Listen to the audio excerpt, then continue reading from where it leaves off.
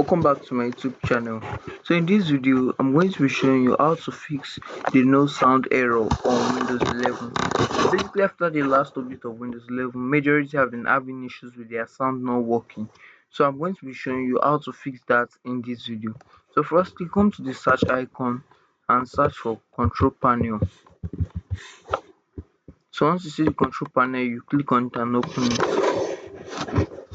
So once it is launched, you click on this view by and change it to large options. Then you scroll down till you see sound. So you click on sound. So if you have more than one device connected, you're going to be seeing all of them here. So this is the primary device we are going to. So just right click on it, disable and enable it. So if you've done this and the speaker is not still working, then advise you right click on it to properties, and when you come to properties, go to enhancement. Then you'll be seeing something like disable all enhancement. So you're going to be clicking on that to disable all enhancement.